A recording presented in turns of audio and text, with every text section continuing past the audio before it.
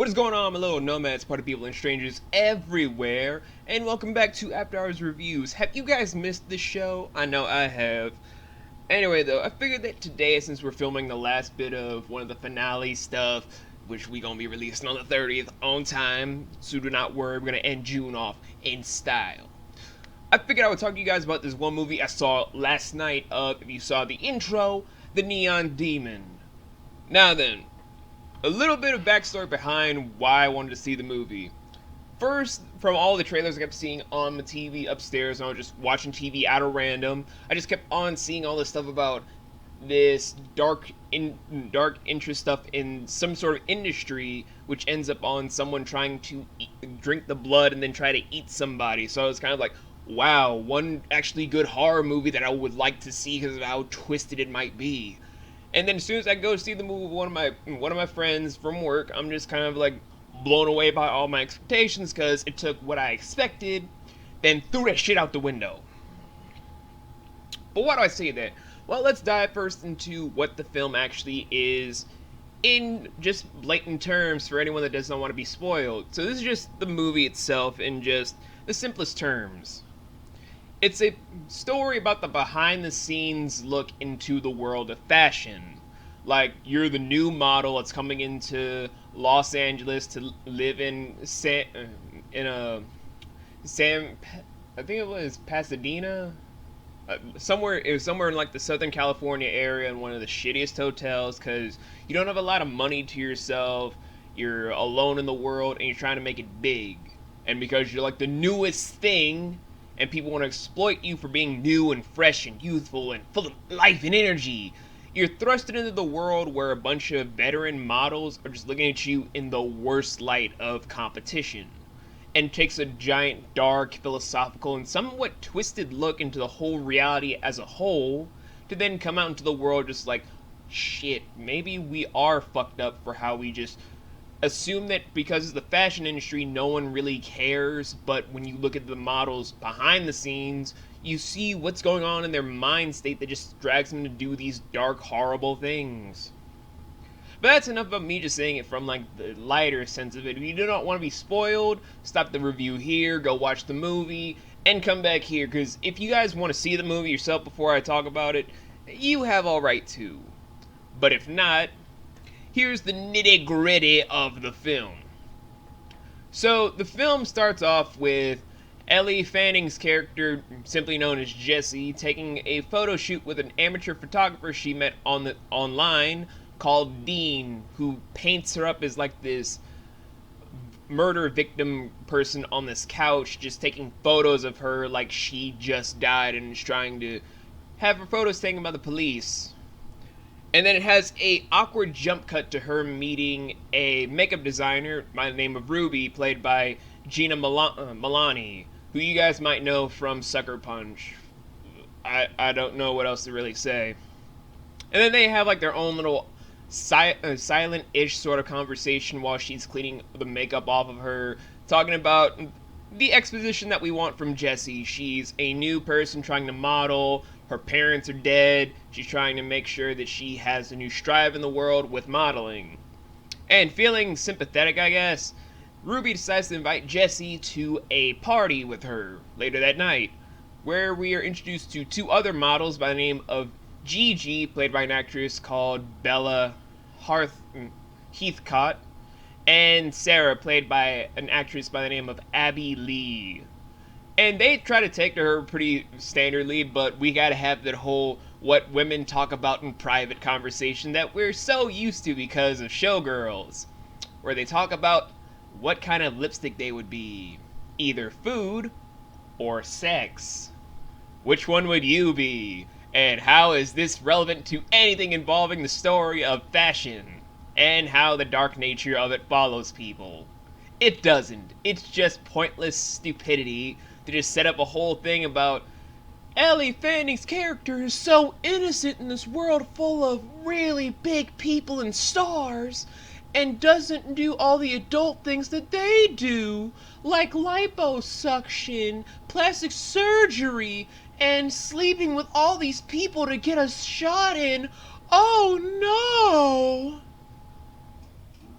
Still though, Following that moment, we're then treated to a silent walking scene that leads into this one moment in the movie that made my eyes really hurt. And it's not because it was gratuitous, it's because my eyes can't really handle a lot of flashing light sort of stuff, because I got this slight little thing in my DNA about if bright lights hit, I have a tinge bit of seizure stuff where my eyes just automatically hurt. But why was there a strobe effect?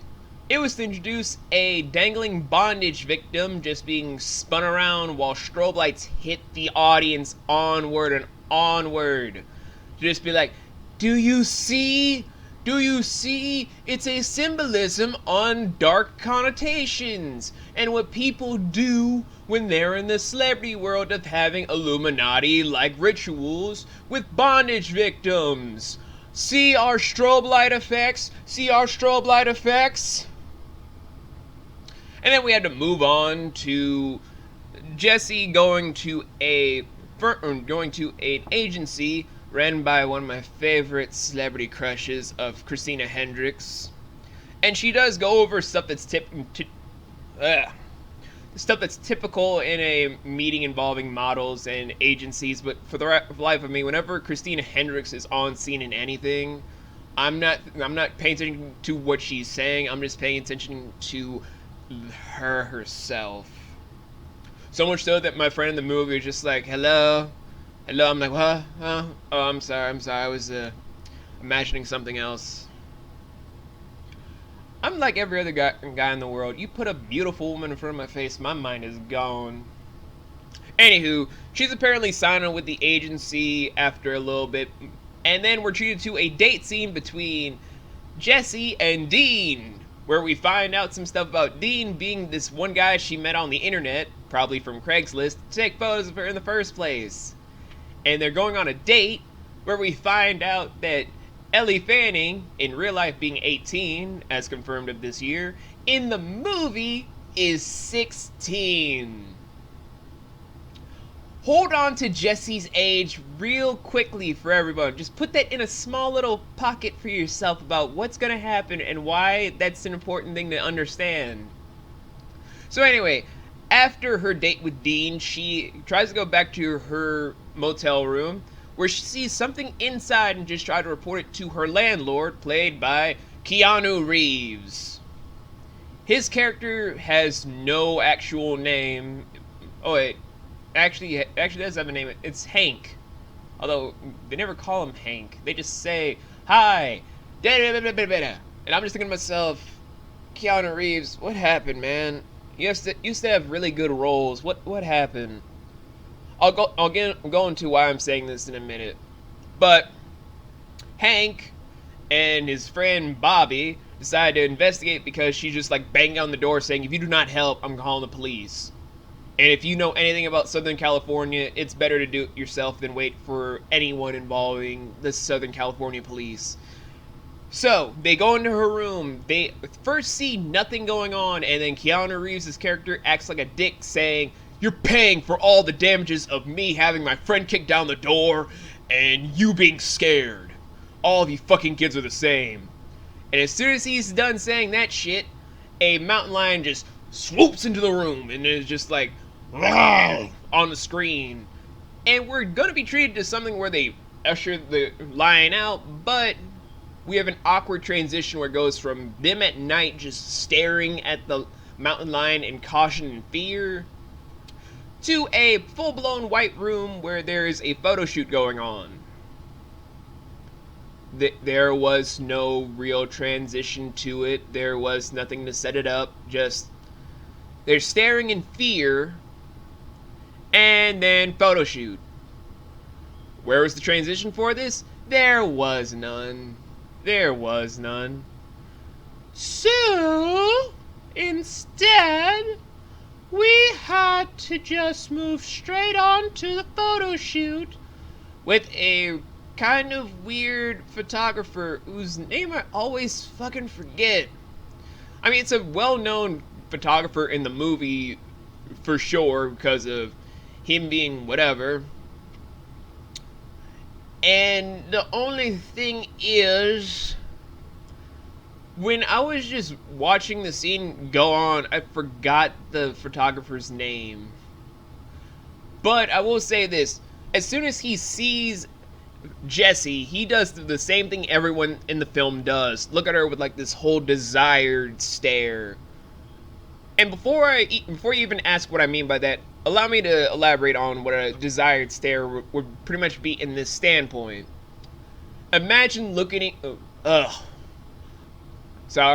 imagine looking at the best art piece in the world for yourself, whether you're a mechanic, an artist like myself, a writer, a street performer, a clown, a salesperson, because you have to have an art for sales, or just this one racer. Imagine the most beautiful sight in the world for your profession, and just taking it apart to just see what makes it tick and how you want it to be part of your own arsenal of things. When that was done, you just imagine that you're that photographer looking at Jessie as he tries to make it a closed set to have the most awkward setup piece for her photo shoot of her telling her to take off all of her clothes, and then have the most awkward body painting scene I've ever seen. Like, literally, the entire scene was just like, okay, he's doing the obvious stuff of getting all the body paint stuff. Then he gets to the neck, it's like, it's like a slow motion of all the paint droplets just going off like it was the Matrix. Like she got kicked in the throat by her own paint. I don't fucking know. And it turns into a pretty beautiful sort of painting montage stuff that becomes a really poignant photograph stuff, as the entire set piece actually changes from white to black to match her body paint of gold and her makeup being of gold accents on parts of her face. And so after that photo shoot though, we then lead into a different scene where Ruby is talking to Gigi and Sarah about Jessie. This is a setup for something that's going to be a lot more twisted and pretty much depraved than you'll ever know. And we're going to probably never figure it out until years after this film has been put in the history books or something. So, following that moment, what else is there for Jessie? She's part of a casting call for a preeminent fashion designer, where Sarah's also being, because she feels like she can just go into any place and still be a star with her giant big ass eyes. But as soon as she's part of the casting call, the casting director doesn't give a fuck about her. And before you even ask, there was no name for the casting director, just casting director. Like, you can literally look it up on IMDb and on Wikipedia. All you know is the actor is Jamie Clayton, but he's just casting director. Nothing else. Not even a fucking clue on anything else. It was just so stupid. How do you forget to put a name for your character in something so Oh wait, I gotta stop there. I just had flashbacks to one of my earlier books. Needless to say, though, during the time that Jessie is called upon for the casting call, the fashion designer, the casting call director are just looking at her like she is the most amazing piece in the world. And after asking like the typical questions you ask a model, like how long have you been acting, can you do catwalk stuff, do you have experience catwalking, blase woo, they're just like, okay, you got the spot in this fashion line. I will see you during the day. So, they then lead up to a scene where Sarah is just in the nearby bathroom, tearing up all of her headshots, her portfolio, and then to add tension, throws a bucket at the mirror when Jessie's coming down the stairwell. And when she goes into the bathroom to check up on her, we have the creepiest scene where Sarah's just asking her, what does it feel like to be seen by everyone instead of a ghost like me? And then Jessie had to answer stupidly by saying, "It's everything." Why do I say it was stupid? Because Sarah decides to lunge towards Jessie, and she accidentally cuts herself. And when Jessie sees that there is blood coming out of her, she, instead of helps her, starts trying to drink the blood. Like literally. And then Jessie, for like the smartest option, decides to run out and never look back. So, following that moment, we then have another scene at the hotel where Jessie is talking to Dean, and then Dean, being the nice guy of the movie, tries to settle her unwanted and unrealistic debt with Hank, the landlord. And now we get into the scene where it leads into why I'm saying Keanu Reeves used to have good roles, and now this is one of his worst. Here is why. During the exchange where he's trying to settle up on the debt and try to say that Hank is being unreasonable and sort of an asshole, Hank decides to not only question his motives of being a nice person, but then tries to prostitute a 13-year-old runaway, saying, "If you're into Lolita shit, we have the girl for you." He's trying to prostitute runaways and other sort of children that are really lost in the world in his motel. And quite frankly, from what his tone was, he sampled his own sort of pitches. That is deplorable and, quite frankly, disgusting. Why would Keanu Reeves want this role? I will never know. I will never know. So anyway, we have to cut away from that disturbingness to the fashion show, where unlike Sarah, Jeannie decides to talk to Jessie about her stuff, about her new work done on her face, like her ears pinched back and all this stuff, saying that she wanted to get her boobs reduced to have hangers and da da da da da da, cause she's the psychotic one. We then have Jessie being called by the casting director. Still annoying to say. You know, we're just gonna call him like Adam. Adam calls him to just say that she is gonna be headlining the show, and then gets the fashion designer to set her up for her big debut. However, we do not see the big debut. You wanna know what we actually see?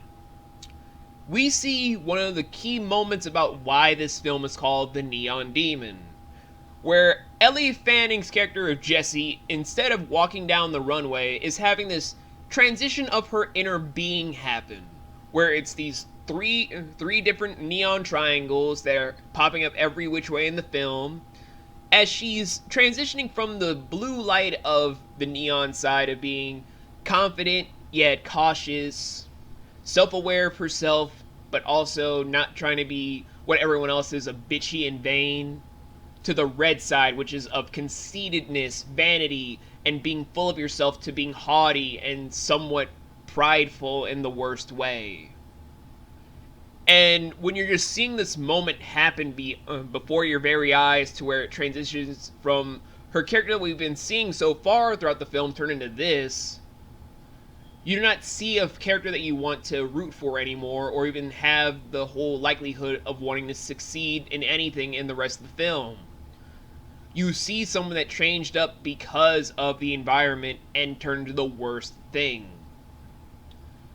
Evidence to this is when, sometime later, after the fashion show, we have no idea how long time actually went, Dean is invited by Jessie to go to this party thrown by the casting director, Adam, that we're going to be calling him, trying to go over stuff and then making an observation of fake beauty of Gigi's old work, with Jessie being just genuine beauty.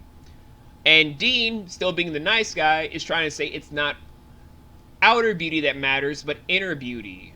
But because of the whole world of fashion, that isn't the case. If you're beautiful today and beautiful tomorrow, you're still profitable in the world of fashion. But Dean still wants to see the good in things and tries to persuade Jessie to leave, but her own red glow about herself is saying that she wants to stay, and if he wants to leave, he can leave. And then we're like, bitch, he settled your debt and was trying to help you when you were vulnerable. How the fuck do you get off being this haughty, you stupid bitch? And then, to make matters worse, Dean is still trying to be the reasonable one. Like, do you want to be like everyone else in the fashion world, being conceited about yourself? And then she's just like, I'm not trying to be them. They're trying to be me. They're trying to be the glory that is Jessie, my natural beauty. And then Dean is never seen for the rest of the movie, for good reason. Because he was the only good person throughout the film that actually wanted to do stuff in the blue light. Naturalism, innocence, purity, instead of the red, which is vanity, corruption, unholy desire, and pretty much darkness. So, we're then treated then from all that stuff to then a dream sequence from Jessie in her hotel room. We didn't know it was a dream sequence until after the dream ended, where Hank, in her dream, decides to place a knife down her throat. Like, it's sort of like a metaphor sort of thing, like he's trying to molest Jessie in her dreams, but the knife is a metaphor for his penis, where he's just dragging it more and more down her throat while saying, wider, wider, wider. And when you're watching this as like a giant group of people, you don't want to say anything, but when you're out of the movies, it's kind of fucking hilarious the way Keanu Reeves is trying to sound like he's a rapist, but in actuality, it's quite frankly one of the funniest things that you can actually see. Because it makes no damn sense. So anyway, though, Jessie then wakes up from the dream and then hears someone trying to open her door, but she locks it just in time.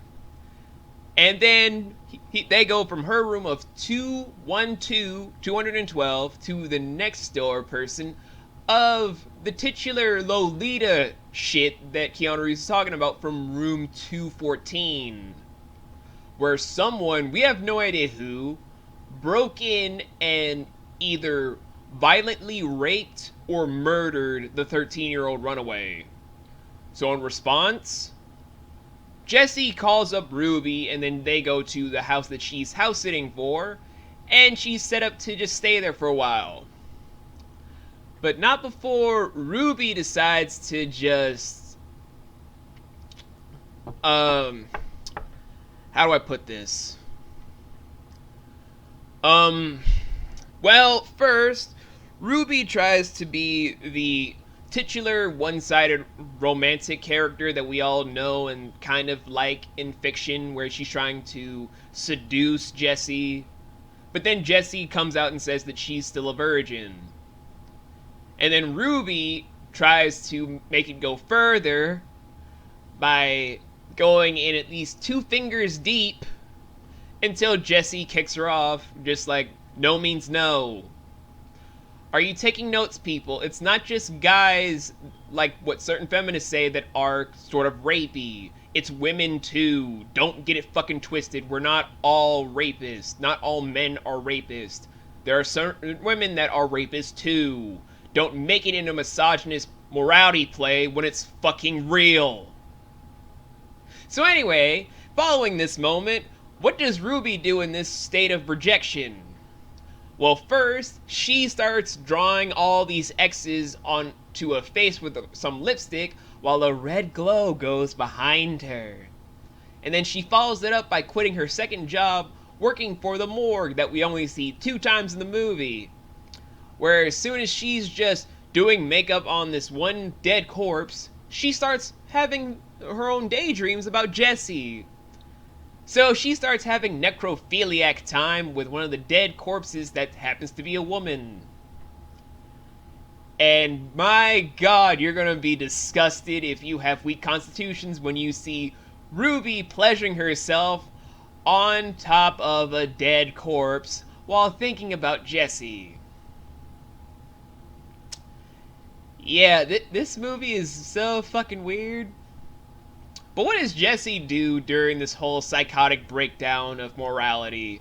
She's dolling herself up and just walking around the entire house that she's in, just looking at all the stuff that Ruby did in the previous scene. And then the next moment, we're then seeing her dangling onward like a pendulum on top of a diving board until Ruby walks in, where she makes this giant monologue about how the entire world tries to be just like Jessie. When in this day and age, that is no longer the argument. Sure, there are people that try to be the super thin, super porcelain girl of natural beauty, but we've changed that. We have women that try to be plus size models. We have people trying to be the natural look. We have guys that look at the most average looking woman like they are supermodels to the entire world. The argument of beauty is only subjective, and what the fashion industry is trying to portray in more realistic stuff. This film, on the other hand, follows through with the old connotations of what fashion's ideal of beauty was. Or Nicole Auburn's vision of what beauty is. Only the skinniest of skinny can be beautiful. You can only be beautiful if you look so thin, so porcelain, and so young that you can only be the true vision of beauty, which is not the case anymore. That has never been the case. And thankfully, people are smarting up to that. But I digress from my own spiel on the monologue. How does that whole thing pan out for Jessie, though? Well, after leaving Ruby, we're then shown scenes of Gigi and Sarah in the house, where they chase after her with knives. Why? We'll go into that in just one more moment, but how does Jessie try to get away from the attacks? Well, she's cornered by Jessie is cornered by Gigi, Sarah, and Ruby. And when she looks at Ruby looking for a way out, Ruby decides to shove her into an empty pool, back first, where she is laying for dead. And as soon as that is done, the next scene that we see is Ruby, Gigi, and Sarah bathing in her blood, while Ruby has pieces of Jessie's flesh on her face. So they basically killed, ate, and then bathed in Jessie's blood, all in that order. And you know what? I didn't care either way, because at that point in the film, there was nothing to like about Jessie. Her fate was her own doing for her own hubris. She had nothing of note to really care for anymore because she gave up on what made her her. An innocent individual that should have had something to go for herself if she kept to her true character. But she didn't. She gave into what everyone else usually does in dark stories like this. The bitch archetype, the one that only looks at herself as if she's the end-all be-all, instead of being the humble character that would have actually succeeded in a dark story like this. But then, what do we do with the rest of the movie since the main character is dead? Well, we have a pointless montage scene of Ruby just cleaning up the house, watering plants, washing the blood away, laying topless in a shallow ditch, and then a scene where she's naked in front of the moon in a bay window sort of area, where she then pisses on hardwood floor while simultaneously, I think, having blood come out of her while smiling. That scene made no sense to me, but I digress. And then what about Gigi and Sarah? They go to a photo shoot. That's not a setup for anything. They just go to a photo shoot. Because since Jessie's dead, they just automatically get into these photo shoots. And for some odd reason, since they bathed in her blood, they're certainly more desirable now than ever. However, since they're at a shoot, though, what is the thing that kind of drives this movie whole to let us know that they actually ate Jessie? Well, they're modeling by a pool, and Gigi looks at the pool, and then starts getting sick while looking at the pool.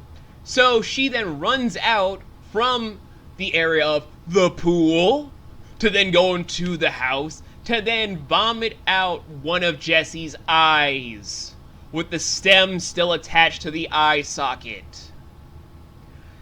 All while saying that she wants to get Jessie out of her because the guilt of murdering her and the innocent blood that was Jessie's just starts mingling with her own bile, making her sick to her stomach, trying to look for death. And soon as Sarah finds out about all this stuff going on, she just watches Jessie take some scissors to cut herself open to bleed out to death, and then just eats the eye and then goes back to the photo shoot. And that is how we end the film of The Neon Demon.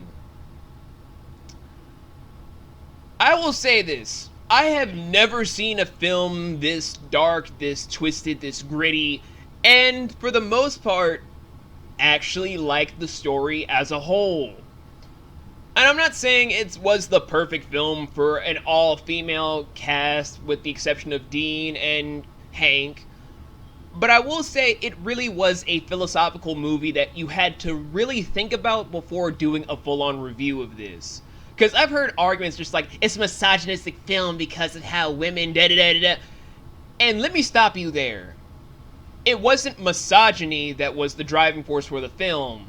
It's society that is the driving force for the film. Society is the building block for what is beauty by comparison for all the world to see. Society is the one that dictates what is and isn't true beauty for everyone. Society dictates what fashion does, you third-rate hacks.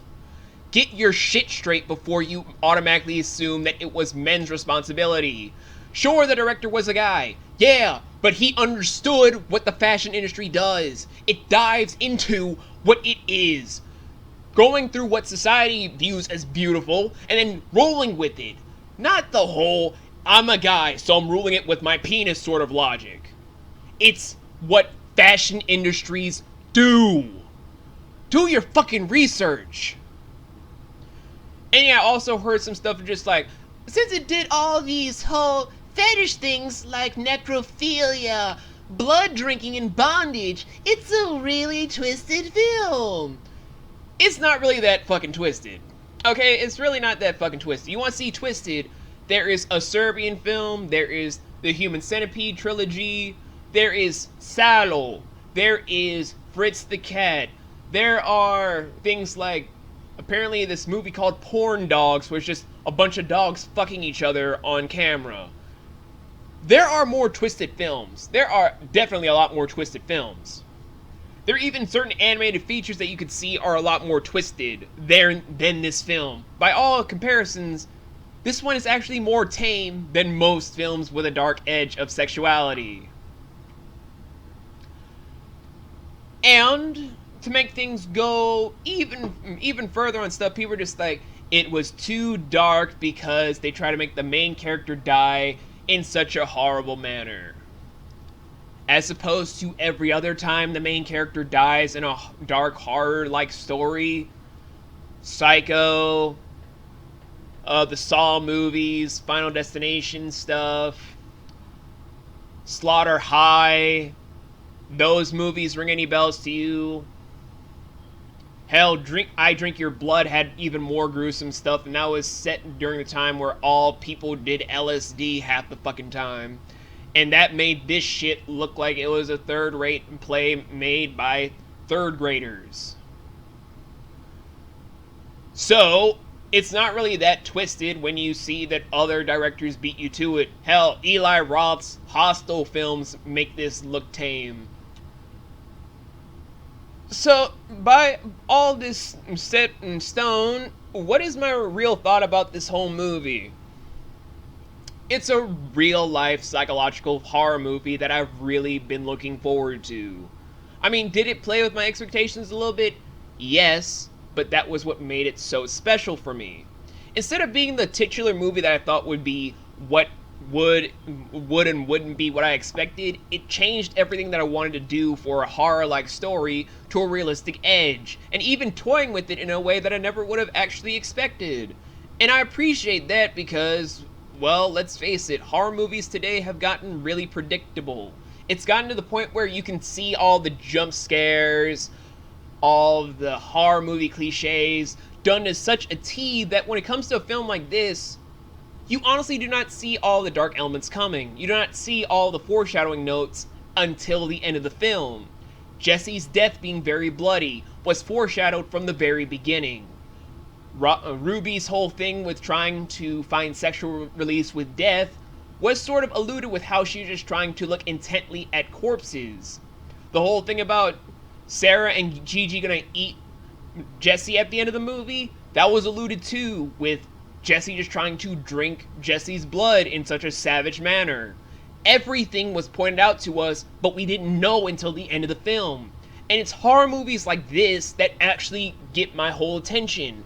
It's psychological, but dark. It's twisted, but realistic. It's sinister at the same time, enlightening. It's a giant mixture of things that actually go into the play, where even the symbolism of the lighting colors, how certain people looked, and certain smirks and motions panned out really well with selling the film. And even though I say that Keanu Reeves' character was the most disgusting thing I've ever seen from him to do, his character was actually a realistic portrayal about what most new models go through. In fact, I hear stories all the time from a friend Julian about all the models that he has to handle where they do stay in shitty ass hotels during the first couple of months that they are modeling and have these landlords that try to do the most sick and depraved things to them. It's not something that's made for the movies, that's real. So all in all, what can I really say about this film that not a lot of people would actually say? I would say it's the most beautiful horror movie I've seen in 2016. And I will look forward to buying the DVD as a whole. I will do a full-on review of it in one of my new characters as soon as it's released. But until then, what is my review of it as a whole? Well, for the most part, I would say I would give Neon Demon a 11.7 out of 13 and giving it a A. I only give it an 11.7 because there are certain moments where the silence is awkward, the dialogue is kind of clunky during the first part of it, and if you're not really used to certain dark element stories, it will leave you a little bit disoriented with should you be sickened or disturbed. That being said though, this has been another episode of After Hours Reviews that I have loved, and I really cannot wait to get back to this show so badly. I cannot wait to do all these new episodes for you guys, like Legends of Tarzan and Zootopia when I get the DVD in about 2 weeks. I cannot wait to do more episodes of this. Anyway though guys, I'll see you all in my now pre-made videos on the 30th. And I'll see all of you lovely nomads and party people later on. And to all my strangers out there, if you love my energy, if you love my insanity, if you love my craziness, then why don't you just demolish the like button and then just dismantle that subscribe button to become a nomad today. We are always the most welcoming family here, and all people here are treated like they are the most amazing creatures on earth, because you are one. You're incredible, you are amazing, you are talented, and no one should ever take that away from you. So, remember to be cool, stay stylish, and I'll see all of you guys later on. We make them scream murder, gunshot, put them down. You king, yeah.